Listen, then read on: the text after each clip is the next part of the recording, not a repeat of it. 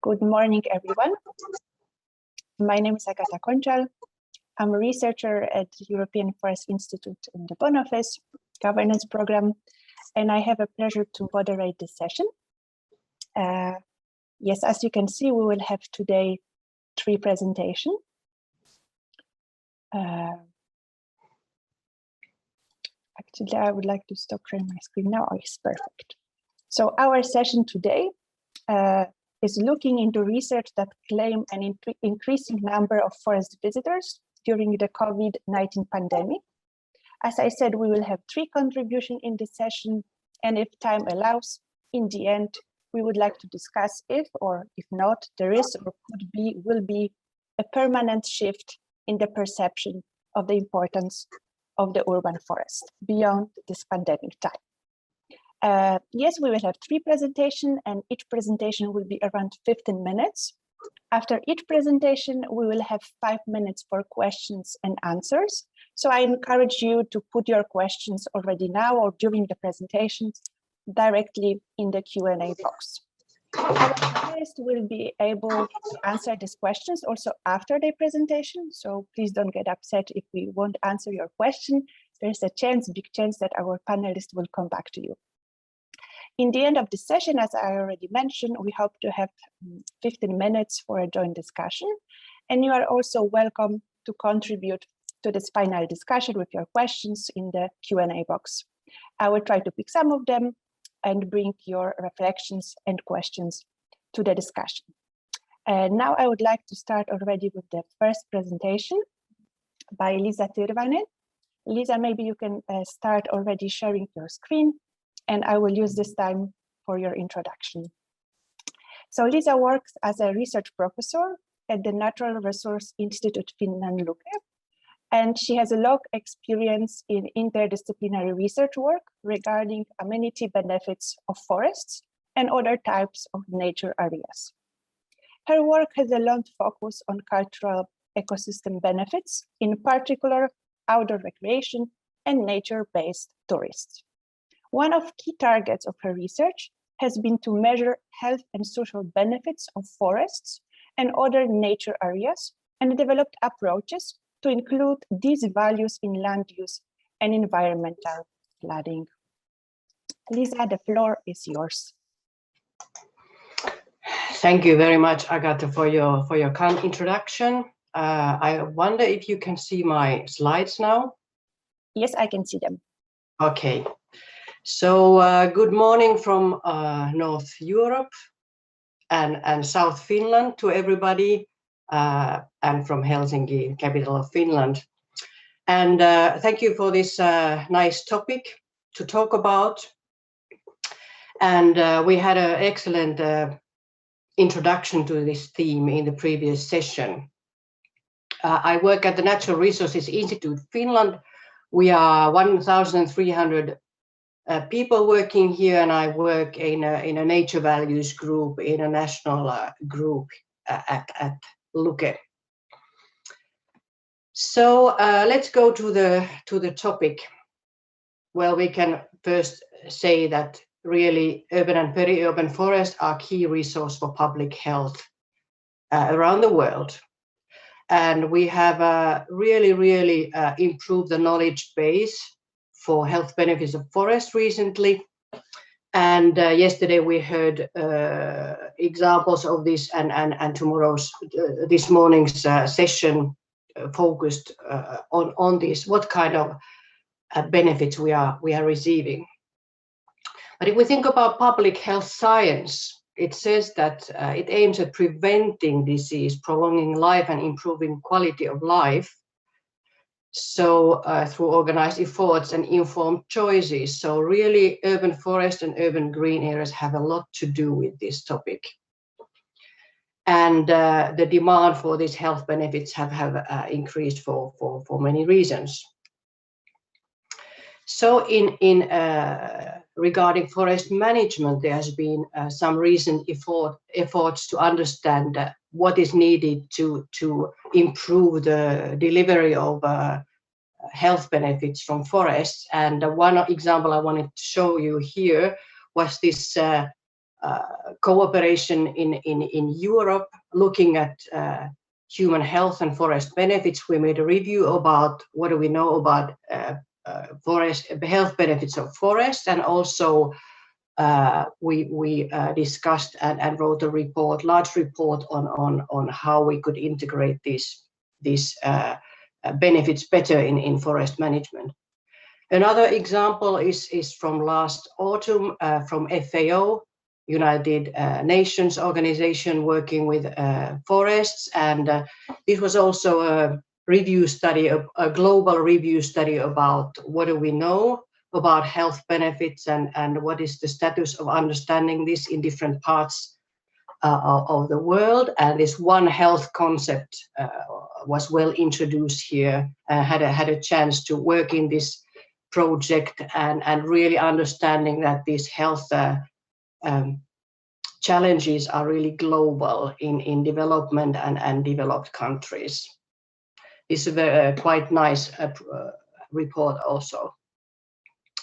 But let's take a quick look then to Finland and what COVID-19, what kind of effect it had on outdoor recreation. Finns are very interested in participating outdoor recreation. 96% of people state that they participate in outdoor recreation. More than half of the visits are in neighborhoods in urban forests and green areas. And here we see that during this is a data collected last autumn. We see here are women, this dark lilac color, and here are men, this light blue color. Female actually stated that they got more benefits during this pandemic from nature areas. More than 50% stated the appreciation for nature has increased. It has become more important place for reducing stress, to be physically active, and close to 20% indicated that outdoor experience has weakened, mainly probably through this congestion effort. But really, a pandemic had stopped very many people to think about what is important, and really has raised the role of nature to Finns. Even it has been important before, but still even more. So then let's go to the core topic, managing forest for public health. And I have listed here some key tools how to improve delivery of public health services. We need to improve accessibility, try to maintain or improve the supply, enhance or restore the vitally and health promoting qualities of forests. We have to understand the users and their socio-cultural demands and try to meet them as well as possible. This is a big challenge.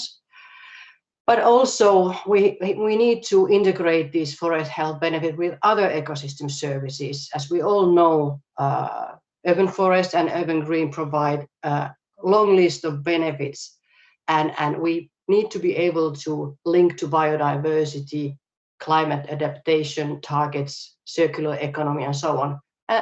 We need multi-purpose urban forest planning and management.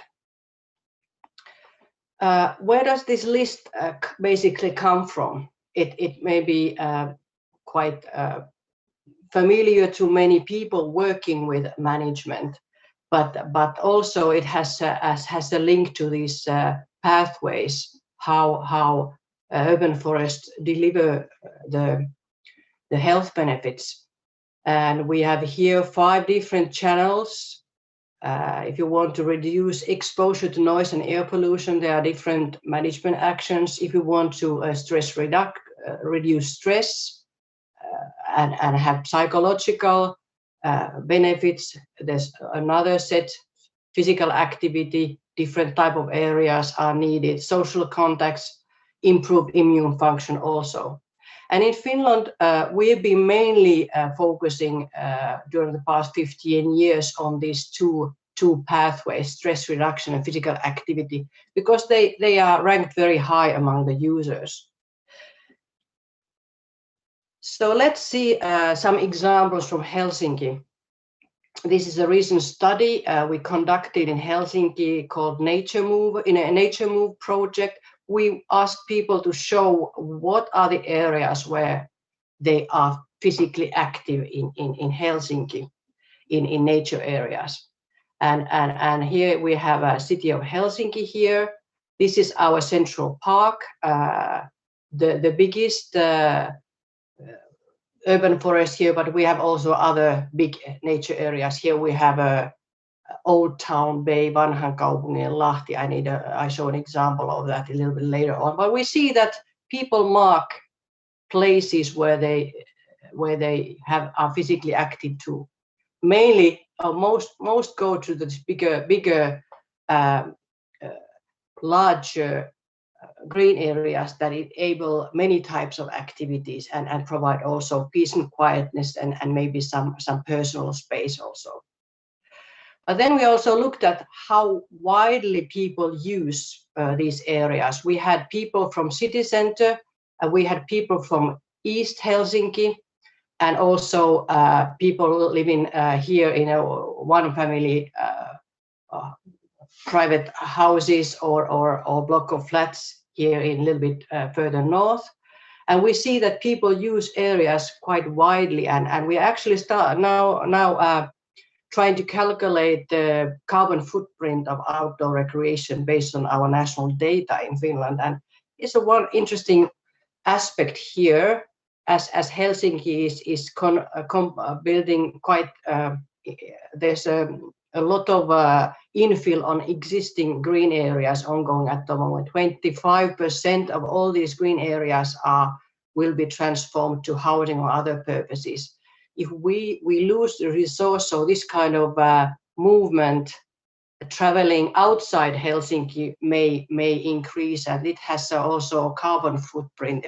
So if we think about the climatic targets in compact city policies, this type of aspects haven't been included there at all so far.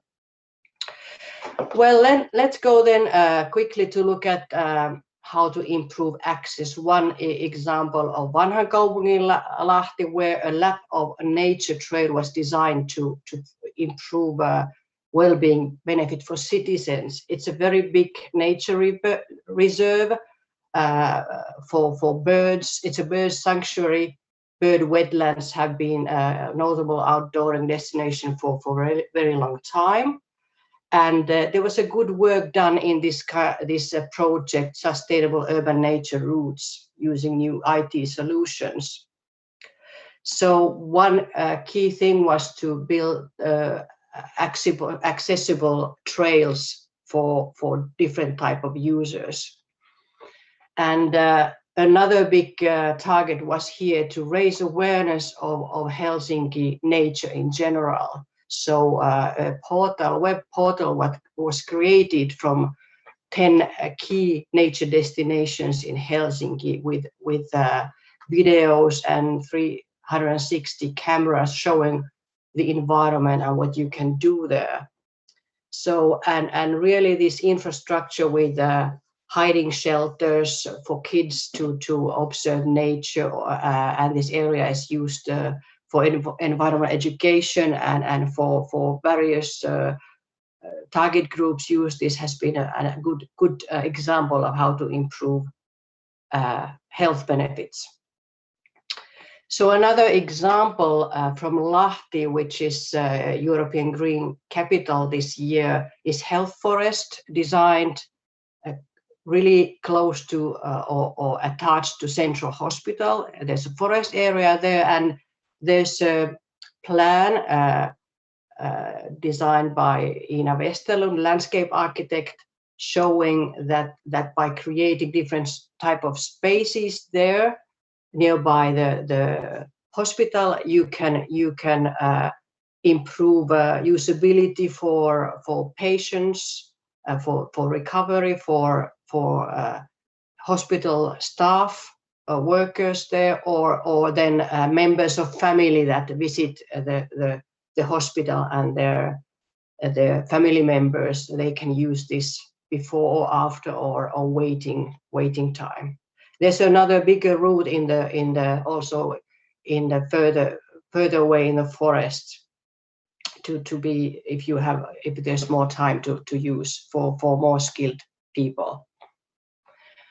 So then Matilda already mentioned in the morning this increased contact with biodiversity, and really there's has been good research done in Finland. Already 2012 there was a first good study showing that contact with nature affects human microbiota, and recently Matilda mentioned this Finnish study with daycare children, that biodiversity intervention enhances immune regulation. And here are examples like we know that decaying wood has a great value for biodiversity. Here are some examples how this decayed wood can be used for children's play in the yards. And in this Finnish intervention, so these daycare environments, there were forest floor, soil and shrubs planted in the field, and some plants, also edible plants and so on. And really 3 months you could already see the changes in children's, positive changes in children's immunity. So what kind of forest enhance health benefits? We have rather little still research on looking really the health benefits, but we have a lot of research in looking at what kind of environments people prefer. So there's some list of that. People would like to be in natural looking forests, no extensive traces of forest management. Recreational infrastructure is appreciated, path network, science, and so on. And in these preference studies, people repeatedly value highest mature forest, mixed forest, good visibility, walkability, and even large dimension trees are really appreciated. But this relation to dead or fallen trees is a little bit divided, not generally appreciated, but I think this is a thing that will change when this environmental awareness raises, and understanding of the importance of biodiversity to our health, and safety, one of the key topics there. Let's take a quick look our ongoing study in Helsinki, trying to find an answer what kind of forests are restorative. PhD student Jenny Simkin works with this, and we decided to take people to different kind of forest, urban recreation forest in Helsinki city, and then to commercial forest, mature young commercial forest, and old growth forest, because there's a discussion that all kinds of forests are good and adequate, and the management might not have much to do with it. Here we have the pristine, the old growth forest, a picture of that, and here Helsinki urban recreation forest that has been studied earlier together with our Japanese colleagues, and we could show that it's very restorative environment. I just quickly show you our latest result from here. Here are the pictures of the forest. They are all spruce forest, and the youngest is 40 years and the oldest is 120 years.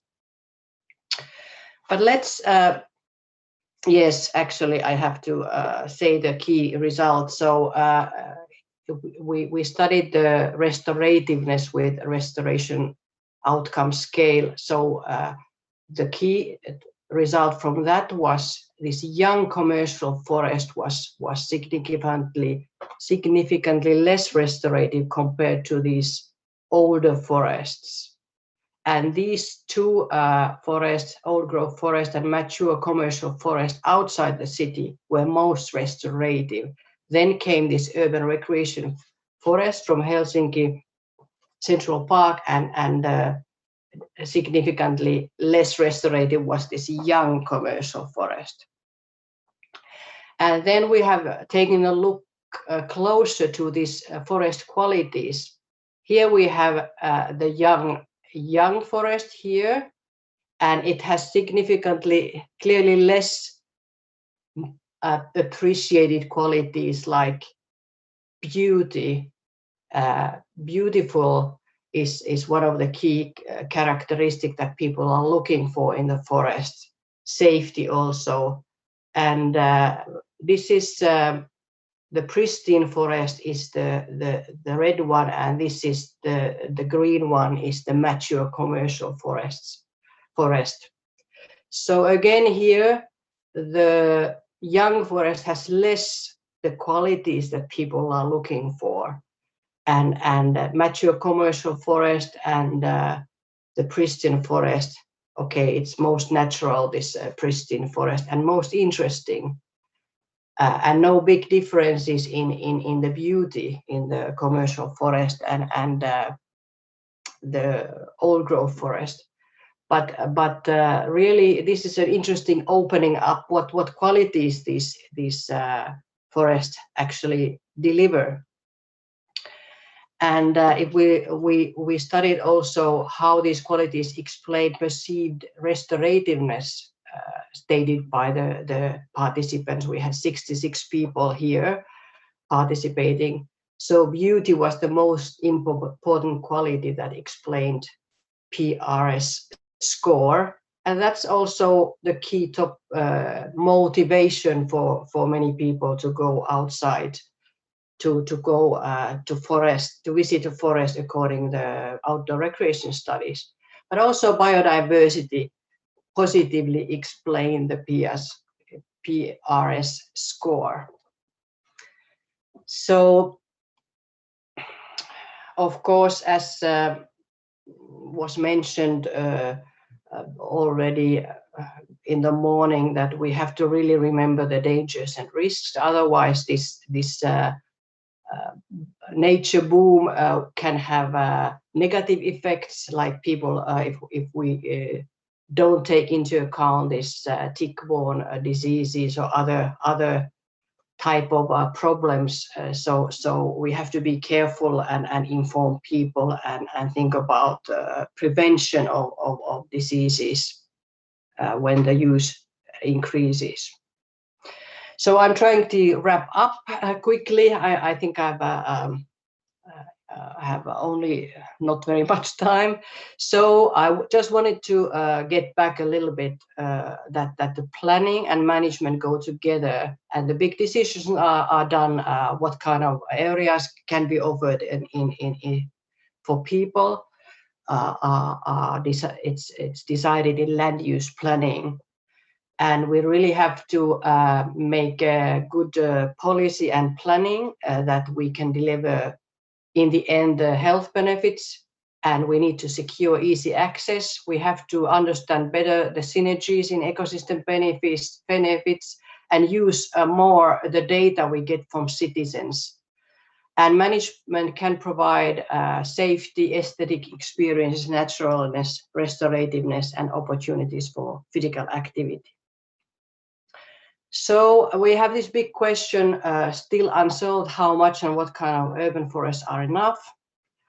But we have to also probably argue better that compact city structure, in our case, this is a Finnish case, we get more pressure on areas with negative impacts.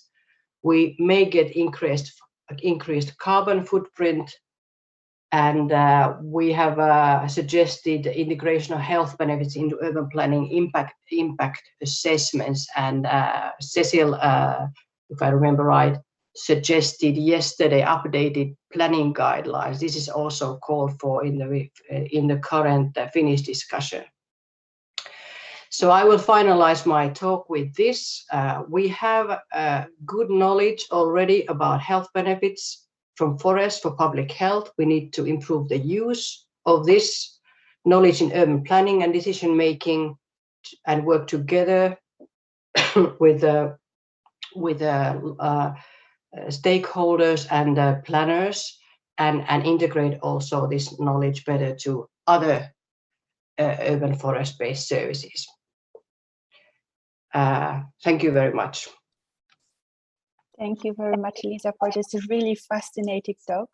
I'm sure there's online applause going all around the globe after this presentation. It was really fascinating. We do not have much time, but I still would like to pick one question for you, and the rest of them keep for the discussion. So we have a question from Ilaria Doimo, and she asked, how did you monitor the physical activity of citizens? I think she's asking about the Helsinki case. Also, did you concentrate to other side effects or trade-offs other than carbon footprint? So maybe you can quickly elaborate on that. Yes, the data for what we have about outdoor recreational use is based on surveys. So you ask people. We have an national outdoor recreation survey, which we carry out nationally every 10 years, but then we have had separate studies where we ask how much you use and what kind of areas, and people also show the areas what they use. So we have little data on actual use.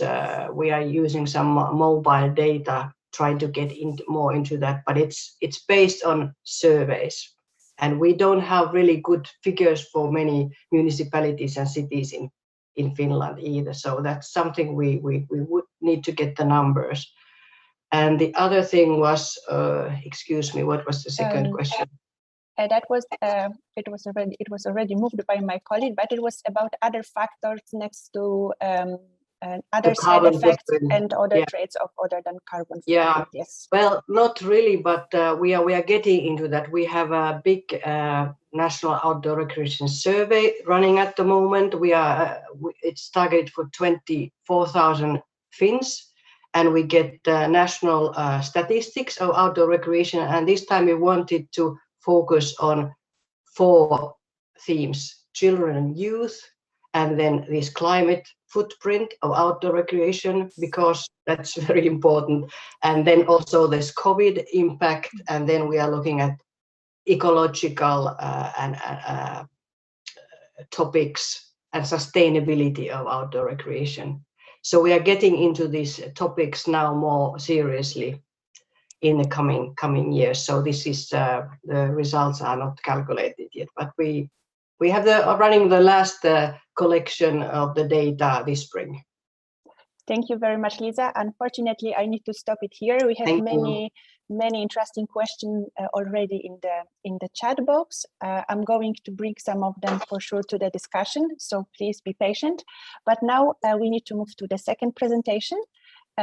We will have here 2 authors of this presentation, but only one of them will present, but both of them are online, so you can actually target both of them with your questions. So maybe Jakob, you can use this time already for sharing your screen, and I will introduce our 2 presenters. So Nicola Schio is a postdoctoral researcher at the Cosmopolitan Center of Urban Research at Vrije University at Brussels. He's interested in the uneven geographies and knowledges of urban socio-ecological good and bad, as well as in the nexus between science, state, and civil society as the place where these come to be established and contested.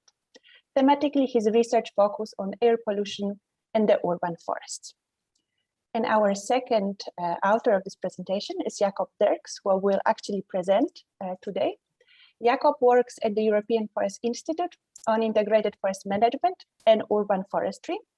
During and after his studies, he gained experience in various countries, including Norway, India, and France.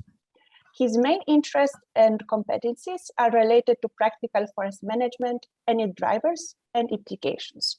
Jakob also works on the interface of natural and social science. The floor is yours. Okay, thanks, Agatha, for this introduction. I will try to hurry because there's a lot of ground to cover, but I'm very happy that I'm able to present after all these other interesting presentations because many of them have some common ground with what we have done. So I will look at the role that urban forests played in helping people cope with the COVID-19 lockdown. And this is based on two studies, one on a larger scale led by my colleague Nicola, who you see there, and the other one on a smaller scale led by me, but both with the help of many, many colleagues. So first, a short temporal sketch. I'm sure you're all aware, so I won't go too much into detail. So COVID-19 reached Europe, many countries went into a lockdown. What is very important to know is that both in Germany and Belgium, this meant that freedom was restricted in many ways. There were no bars, restaurants, shops were closed, no activities, but outside recreation was allowed. This was not the case in all the countries. So we observed an increase in the use of green spaces just with our eyes all around us, and we attempted to study this. In the Belgian case, led by Nick, this was an exploratory study on specifically on the pandemic time. And in the German case, done by me, this was actually a continuation of a study. We had a counting device in the forest already 1 year before. We saw the increase, and then we decided to elaborate on this. Spatial scale. So the first study will focus on Belgium. Belgium, as you are probably aware of, is a very densely populated and highly urbanized country. So even though we did not focus on urban forests as such, many forests in Belgium could somehow be classified as urban, and this will become more clear when I take a look at the map. And in this case, we talk about all green spaces, not only forests, not only urban green spaces, but green spaces in general. Then the German case, we talk about Bonn, the former capital of Western Germany, which is a kind of large city. And that lies on the border of a very densely populated area and then a more remote area with a lot of forest. And we will talk about one forest in particular, a 5,000 hectare large urban forest. So let's go to the Belgian case. So what we did is send out a survey, quickly a survey was composed, and then this was sent out, translated into many different languages and sent out all over Europe. We received more than 3,000 responses, mainly from Belgium, Poland, Finland, and Germany. Also other countries were represented. This meant that we had to think which countries we wanted to include in the analysis. And in the end, we decided to go for Belgium because almost 2/3 of the responses were from Belgium. Then these Belgian responses were then analyzed using descriptive statistics and regression analysis, mainly focusing on socioeconomic factors. So here you see a map of the responses in Belgium. As you can see, it's mainly focused or largely concentrated in Flanders. This is probably due to the communication channels. Also, VUB is a Flemish university housed in Brussels. And within Flanders, there's a large concentration in the larger cities, Antwerp, Brussels, Ghent. You can also see, if you look at the data, that there's an overrepresentation of female respondents, almost 60%, that most of the respondents are between 30 and 50 years old, and that a lot of them have a university degree. More than 70% of the respondents have a university degree, compared to 17% for the whole population. So this is something to keep in mind. So first, the respondents were asked how often they visited green spaces before and during the pandemic. And this nicely confirms what has been found by Liisa or by Mr. Raubach. Most people, they said that they visited green spaces more often during the pandemic. We also checked the factors that are positively correlated to this. So for women, this is also confirming what Liisa just told us. So mainly women have increased their use of green spaces. Young people tended to do so more than older people. And obviously, people were more likely to visit more green spaces if green spaces were available around them. So the accessibility is very important. We also asked them if they consider green spaces should be more prioritized by their local government. You also can see that most of the respondents think that this was important, and even more so during the pandemic. This was then related to older age, so older people were more likely to say yes, and to access to private green spaces, so private gardens. And relating to the question if people were considering changing their behavior, 35% approximately said no, but actually many people said that they would join a movement advocating for more green, or that they would ask their local government for more green. The movement, and the people who said that they would join a movement were usually older and more rural people. On the in contrast, the people who would ask their local government for more green were usually more urban and younger, and predominantly women. So you can see that these are both quite large groups, 25 to 30% of the respondents saying that they will actually take active steps to achieve an improvement of the green spaces around them. And here you see a summary of the social and spatial variables that we used, and the positive and negative relationships. So if public green spaces were accessible, of course, people were more prone to use them more, and also women are more prone to use them, as are young people. Okay, I will quickly go through this because there's a lot more ground to cover. In conclusion, we can see that there is, of course, socio-demographic variables that come in play, and also there's a spatial variability, urban-rural, access to green space, private green space, public green space, etc. We also found an increased use of urban green spaces, or green spaces in general, more concern for green spaces. And interestingly, the study seems to have reinforced people's belief rather than change them. There were no respondents that said before the corona crisis, green spaces were not important to me at all, and now suddenly they're my #1 priority. This we didn't find. Two notes that you should make when analyzing this data is that there's a strong self-selection bias. Of course, the people were free to participate in the survey, so they already had some prior interest in the topic. And also that's an exposed self-evaluation. So we ask people how important are green spaces to you now, and how important were they before. We didn't ask people actually before the lockdown, which may have yielded slightly different results. Then the next one, one will focus more on forest management. And so that's why I'm also very happy with Liisa's introduction, because she also talked about the importance of forest management. I will talk about the cotton forest, which I hope you all know by now because of Uwe Schellmerich's presentation yesterday and the beautiful videos that you saw that were filmed there. So it's in the Bonn area, south of Bonn. It looks like this, so it's really close to the city. And what we did is I was addressed by the local forest district because they had never done a study on forest recreation, and they wanted to have an insight in what recreationists in the forest desired or expected from them in order to adjust their management accordingly, which I think really shows a lot of goodwill. And so it also means that the results of this study will probably be used to create change on the field. So what we did, on the one hand, we had a counting device, a little wooden pole you see. It's an infrared sensor. So we counted for 1.5 years, starting in March 2019.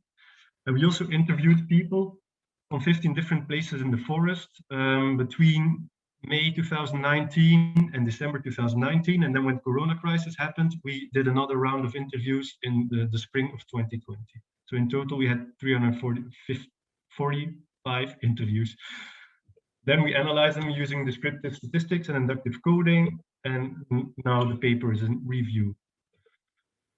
So here you see a map of the forest with all the different sites where we conducted interviewed people on site as they passed us by. And we tried to diversify the stands as much as possible. So here you see a few pictures. We had young and old stands, deciduous, coniferous, mixed, homogeneous, etc. The first finding was a huge increase in visitor numbers. In the first lockdown, 210% increase. In the second lockdown, a bit smaller, but still significant. And when you look at the visit patterns during the day, this was even more striking. So on the left, you see spring and winter 2019. And on the right, you see the same periods in 1 year later during the lockdown. So you see that the distribution of visitors has completely shifted. In the beginning, you see these two spikes, which are the commuters that go to and from work or school, that have, of course, largely disappeared due to home working and schools being closed. And you also see that Saturday, which used to be the least popular day to visit the forest, has become the most popular, or one of the most popular ones. So yeah, this of course impacts the way that the forest is used and may also have an impact on the management. Visitor profile, so we categorized them in age groups. The average age was 52. And during the lockdown, we saw a slight increase in young people and a decrease in retired people, but the average age remained the same. Most people were locals. We had slightly more men than women, and we interviewed approximately the same amount of pedestrians as cyclists. During the lockdown, we saw that people had different motivations. We saw more people practicing sports. We saw more people coming to the forest with their family, more young people, and less commuters, as I've said before. We also asked people which associations they have with the forest. So as you see, the aspects of nature, of course, are the most important or the most prominent, but you have to keep in mind that some of these groups are compound groups, so categories of coded words. For instance, aspects of nature, this relates to nature, forest, trees. Aesthetical aspects, very important, related to beauty, the colors, the smells, as Professor Page Du has also very nicely explained, refer to all the senses. Then you have infrastructure, because it's heavily used by cyclists. Emotional aspects like memories, childhood, the sense of belonging. But the three main words were actually tranquility, recreation, and fresh air, because these were literal, these are literal quotes. So the literal words that people used, but then translated from German. We see that the importance of tranquility went down, probably because it became so busy in the forest. Then related to that somehow are the main frustrations. Cyclists are the main frustration. Nobody likes them, even other cyclists. But then particularly people on road bikes, so people practicing sports and cycling fast. But interestingly, because I will now focus on the changes during the lockdown, there's two completely new frustrations: respectless behavior, like people talking loud, people not going out of the way for other forest users, and crowdedness. Because before, actually, people said that the forest was a nice place for peace and quiet, and now a significant part of the population says that they don't like the crowdedness of the forest. You see that the frustration with forestry interventions and traffic went down, but this is probably because the second round of interviews was done in spring and summer, and there's hardly any forest management. Most forest management happens in winter. We also checked the perceived beauty and naturalness of each of the 15 stands where we did the interviews. And this was done on a Likert scale from 1 to 5. So there you can see the average scores related to the age class and the forest type. So B is broadleaf, M is mixed, and C is. And on average, they had a quite high score. You can see here the most beautiful stand, here the ugliest stand, here the most natural one, and here the least natural. So you can see a pattern. There were some common predictors, like species mixture was seen favorably by most people, structural diversity as well, including deadwood, which seems to contradict what Liisa said, but it depends on the region. Some regions people like it more, and others they like it less. This has been shown in research. And also tree health, so people like to see healthy trees. Note that people thought that the forest was very natural looking, but actually almost all the stands are managed. But people are not necessarily aware of this. We also looked at the acceptance of tree felling. I will be very faster about this. What is interesting is, in general, the acceptance was quite high because it's very forest is managed in a very subtle way with selective tree cutting. But the acceptance for wood production in young people was very low. And the acceptance for sanitation cuts, meaning cutting thick trees, mainly spruce attacked by bark beetle, was very high with the young people. And if we have an increasing number of young people going to the forest, this is something that we need to be aware of. And the high acceptance for sanitation cuts is probably due to the media attention. And then the low rate for wood production, yeah, who knows? And during the lockdown, the acceptance of wood production went even down, and the acceptance for sanitation cuts went up.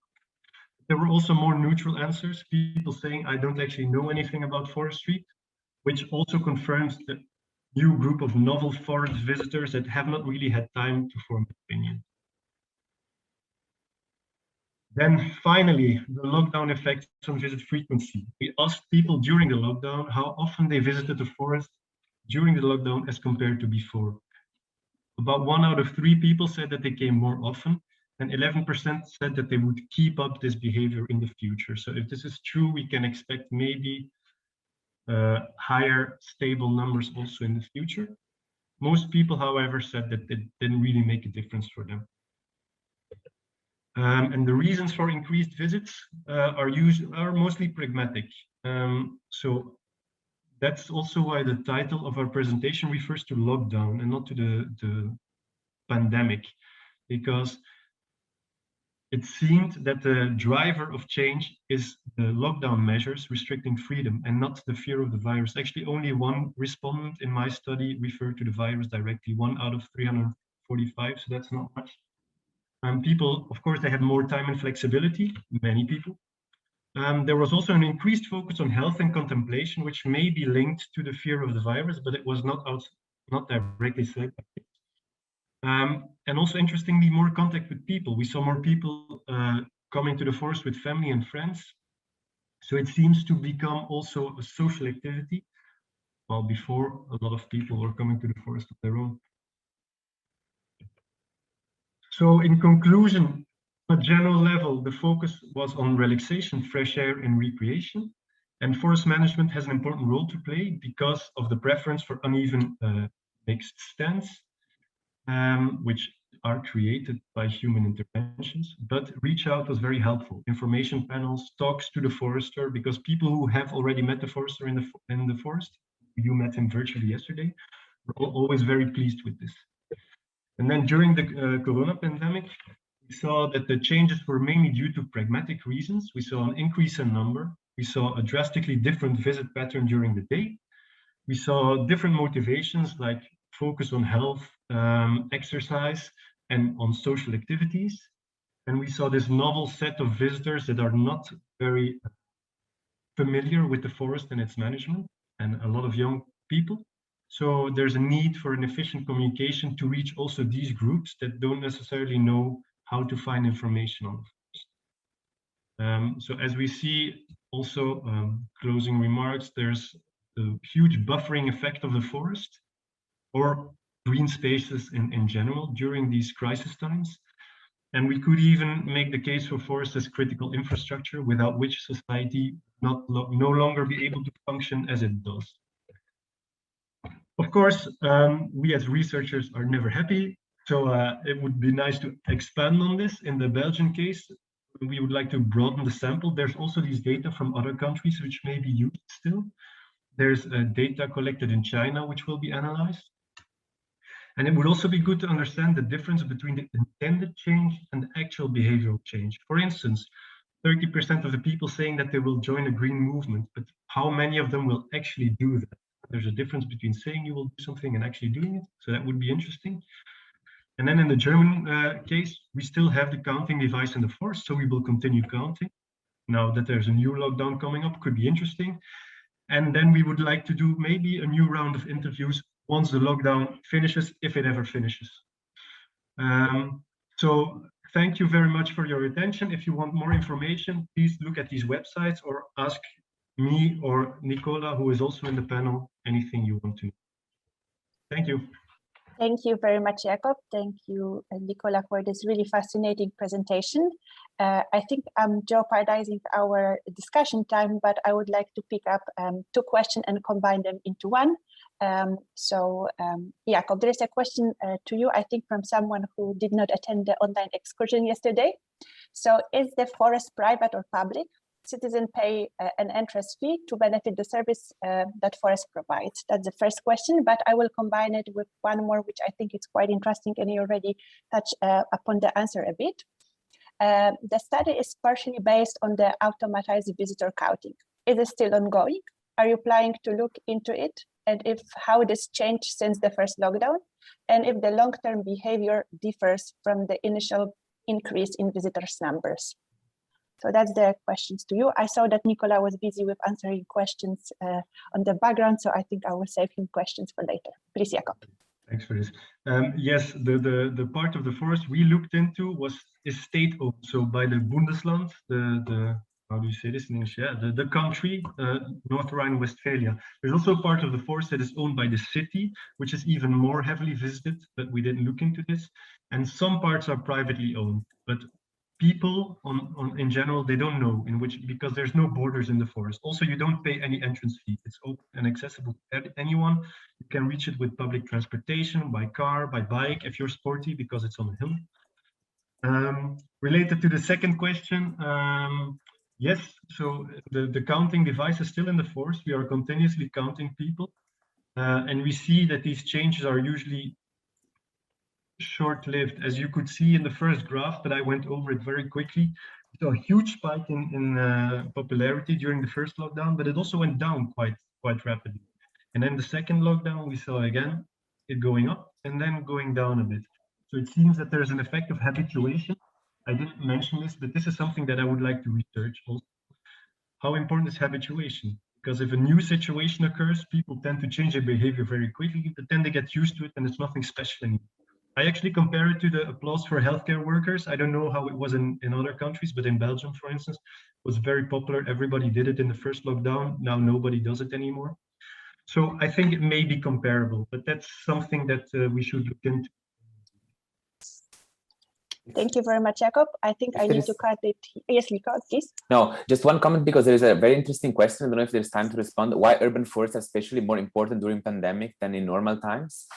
I think, is there 1 minute to respond to this? Yes, please. Okay, so I think it is, I started to type, but I think it's important to put it to respond it live, because it's a very interesting question. I think, yes, they are more important during pandemic time than in normal time because of two reasons. First of all, because the specific benefits of the urban forest, I think, are particularly good for the specific challenges of the restrictions and the pandemics. This means in terms of our relationship to nature, for instance, underlining the positive relation to nature, the physical the impact on physical health by being able to move, the impact on freedom, open space, and so on. So this is one way. And the second reason why they're important is because I think the pandemic has underlined the importance of good quality public spaces. Why? Because the private spaces, home and the office, are, well, either closed, like the office, or home, are a place of contagion, are a place of solitude, are a place of violence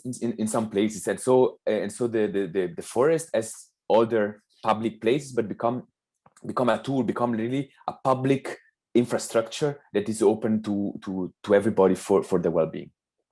Thank you, Nicola. Actually, I would like to ask Jakob and Liisa also to reflect on that question. And if we have time, I would like to also quickly have you reflecting on that questions. But for now, I need to stop, and thank you very much for this really interesting presentation from two countries. But now we are moving to other continent, actually. And I'm happy to introduce the last speaker in this session, Dr. Wendy Chen, who is an associate professor at the Department of Geography, University of Hong Kong. Her research interests lie in the interface of two important fields, urban environment and economics. She's especially interested in encompassing economic evaluation of ecosystem services provided by urban nature, the externality of urban planning, the interactions between economic development and the environment, as well as environmental problems and environmental policies. Wendy, the floor is yours, please. Thank you for your introduction, and good morning or good afternoon to everyone here. Following the wonderful presentation given by Jakob, which are focused on Belgium and Germany individually, I will try to expand a little bit and continue to talk about the use of urban parks during the first wave of pandemic. Since February 2020, in order to slow viral transmission and curb the increasing number of infections, many countries across the globe have imposed different social distancing regulations and even lockdowns. Unfortunately, those restrictions have resulted in suffering of psychological and mental health. Many people have experienced or are still experiencing a relatively high level of stress and anxiety, maybe arising from a compulsory quarantine and self-isolation, and thus activities may lead to more frequent domestic violence and limited outdoor and social activities. In the meantime, media exposure with negative news and worrying about job and income losses also bring about negative physiological and psychological effects. In many areas, including Hong Kong, the limited use of restaurants, bars, theaters, and other public facilities has positioned urban parks as the only outlet residents can look to for respite, exercise, recreation, sometimes distanced socializing, enjoying nature. In doing so, the stress level can be reduced and the psychological mood can be restored. The utilization of urban parks, or sometimes green spaces in different forms, has attracted a lot of academic attention. A group of scholars from UBC, Canada, recently published a paper in Journal of Forestry Research based on data extracted from Google Community Mobility Report, extracted from 48 countries, as highlighted using yellow colors in this figure. This paper tries to analyze the impact of pandemic on park visitation on the global and national level. As illustrated by the figures on the right-hand side, the authors claim that in all sampled countries, the amount or the number of park visitors at the end of May, that's roughly the end of first wave of pandemic, has increased significantly in comparison with the pre-pandemic average level. That is the average level for the general, for January and the first week of February. In addition to this result might be more interesting. This paper also attempted to associate park visitation with potential influencing factors. You can see here about 7 or 8 factors were included in the analysis. And interestingly, as you can see here, the daily COVID case increase played a very marginal role. Well, the restriction policy, for example, stay at home, is the most important factor which contribute to the park visit reduction for this period of time. So I think more or less this conclusion is consistent with for example, the pattern Nick and Jakob have reported. Unfortunately, China, the most populous country, was not included in this global analysis. The major reason probably is that we do not have detailed monitoring data of park visitation. However, we are quite sure that a very similar pattern, there is a very similar pattern for roughly the same period of time. There was a national lockdown starting from January 23rd to ending officially on April 8th. During this period of time, most urban parks were closed, as you can see here, and was guarded. Even some parks were kept open. There was clearly a reduction in park visitation. And you can see from this photos, the empty parks. This photo was taken in March last year in Beijing. Now you can see only one visitor. I'm not sure whether this one is a safety guard or a visitor. And the other one, the second photo was taken in Guangzhou, same March last year. And it's really sad to see nobody went outside to enjoy nature. But we guess this reduction might be attributed to the fear of exposure to the virus, and also associated with increased risk of possible contagion. Since April, urban parks were gradually reopened, but policy changes have been envisioned. I think maybe you cannot read the characters over there.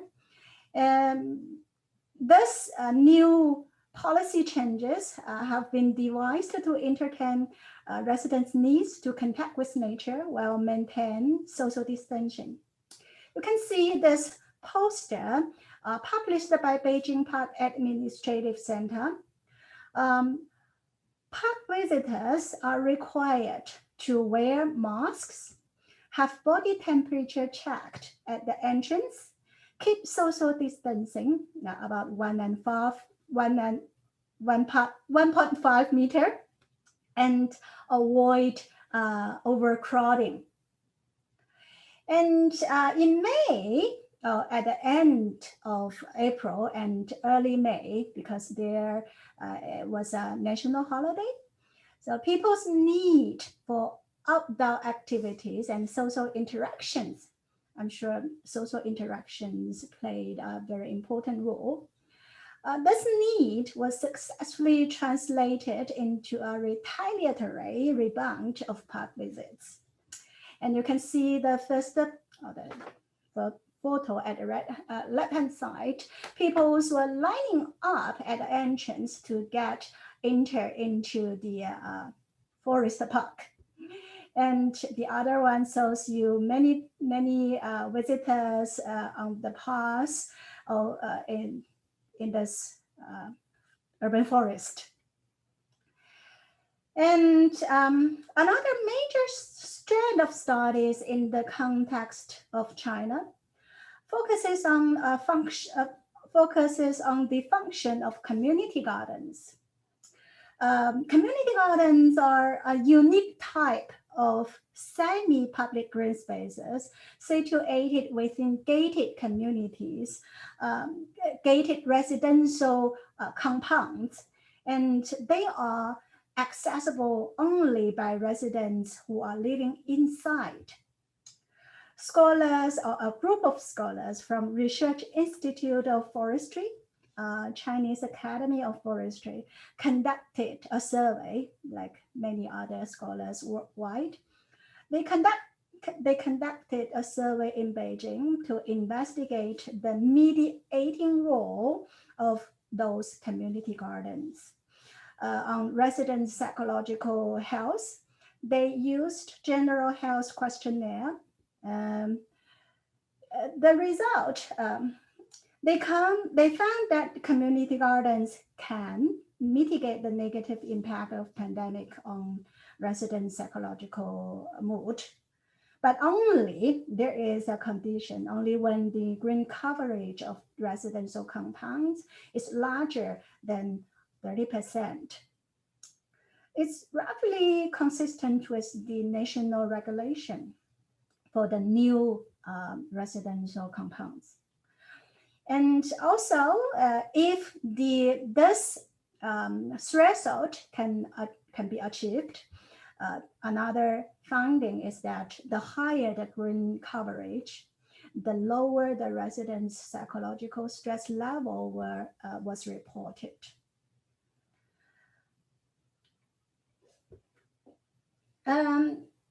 Urbanization and the pandemic highlight the pressing issue of mental health or psychological health in the urbanized world. Even though the empirical evidence is still inconclusive, although we know the existence of the linkage between people's health and the exposure to urban forest or any other type of urban forest, urban green spaces. But the exact pathways, we still need to find more evidence or solid evidence. However, we can confirm that there is an increased public use, showing a renewed recognition of urban parks as a medium to improve mental health and well-being for urban residents. This kind of mass recognition of parks as critical lifeline for contemporary cities and their residents was something park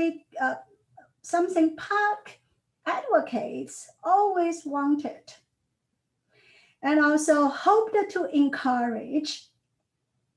None predicted that it would take a global pandemic for that to finally happen.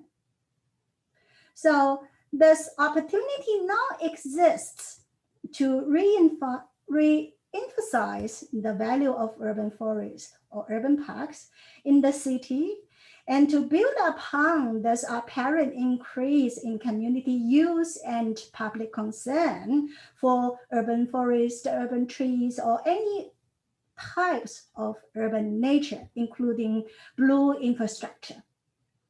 But for us, this opportunity has to be seized immediately and added to the cause recently published by the United Nations to build a greener and healthier future. Amongst the many issues that have been discussed, I would like to reiterate, I will say, 4 essential aspects to be considered in our planning.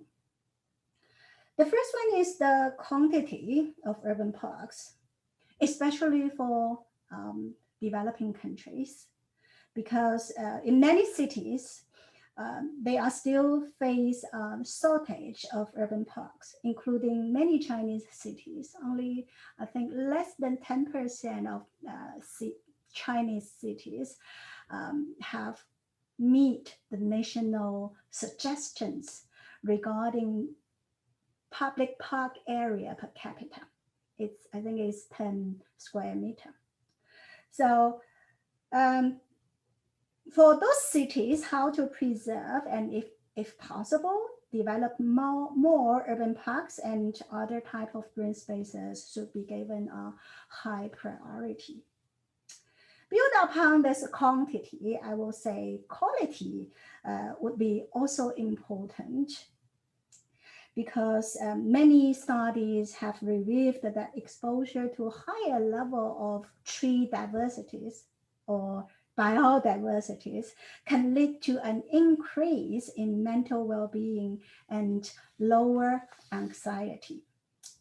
The third point is that accessibility matters.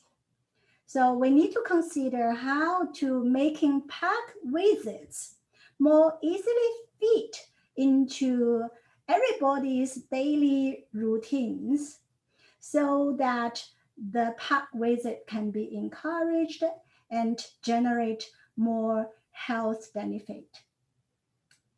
The last point is equity, or I will say inequity is frequently noted in plenty of cities worldwide. So for us or other planners and policymakers, we need to figure out ways to reduce the differences in the amount and accessibility in urban to those green spaces in urban areas between different groups of people. At the end, I would like to say our learnings from the pandemic definitely provide us with key actions or initiatives for the field of urban parks and urban forests.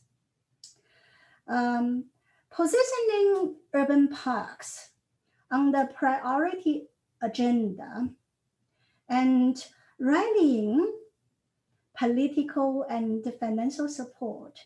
Maybe this point would be more important. So transformative actions toward jointly dealing with other threats, for example, the climate change or any other environmental challenges or social challenges. So this combined effort could be more successful in building back better as we navigate the post-pandemic realities. So that's my presentation. Thank you for your attention. I would be very happy to answer any questions. Thank you very much for this really interesting presentation and for bringing a new perspective, Asian perspective to this so far European discussion. I would like to encourage all our panelists to turn on their cameras, and maybe if possible, they can all be bring to the center because we still have 3 minutes. So I would like to use this time for general reflection or maybe some wrap up from this session.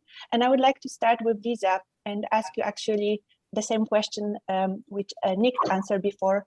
So why urban forests are especially important during the pandemic time, and maybe also what is the lesson learned from the current pandemic, and what we heard, what we can learn from the policy making, from the management about the environmental justice, also as we heard about the equality and so on. Liisa, please. Yes, thank you.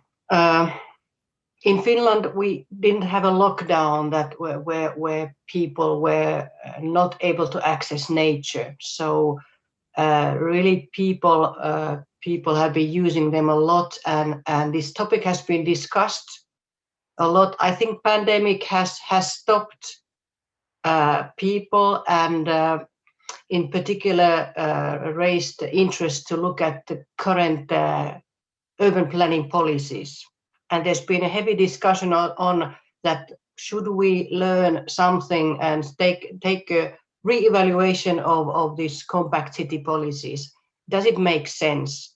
Because it doesn't take into account this kind of events, and we also saw what will happen to Helsinki or these development centers when more people are coming in. The urban forest won't be enough for all users, and on the one hand, we are our society acknowledges very well now the health benefits of forest and nature. That's incredible how well the ordinary citizens have been taking this message and delivering it to policymakers and politicians. So for us, it's now to act when this topic is really everybody understand this situation and try to make a change and re-evaluate urban planning. And also what I want to say here also, we need to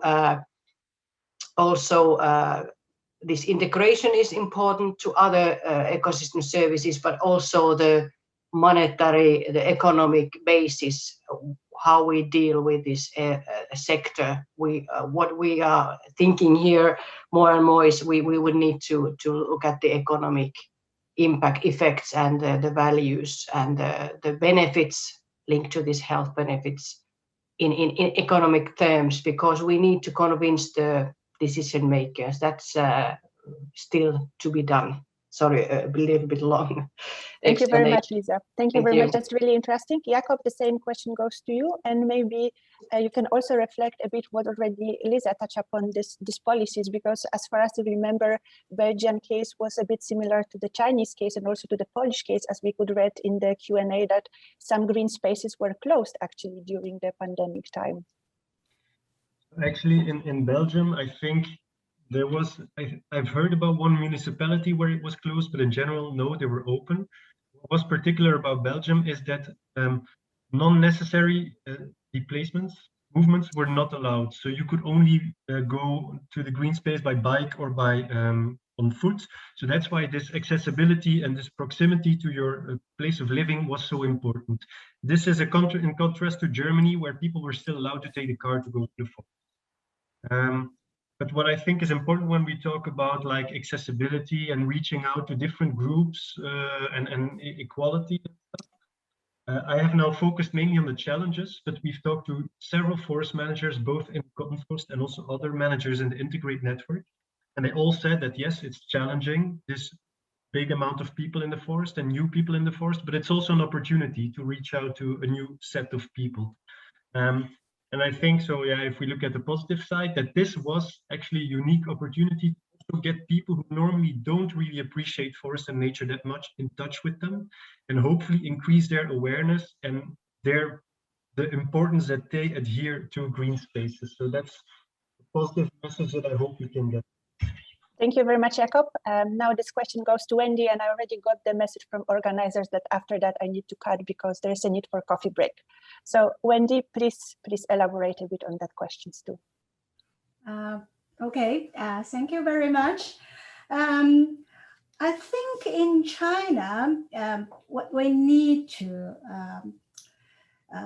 think about or rethink about our policy related to urban parks or urban forests is that we need to not only look into the large public parks, but also the green areas within the residential compounds, because people rely on those easily accessible green areas a lot for their everyday activities. So how we can improve the quality, the quantity, and also the spatial distribution, so everybody can easily go there and interact with others. So I think those are aspects for many Chinese planners and policymakers to further think about.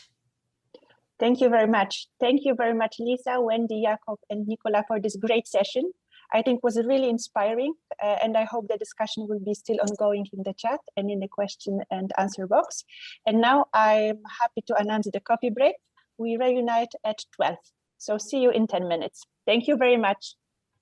Thank you. Bye. Thank you.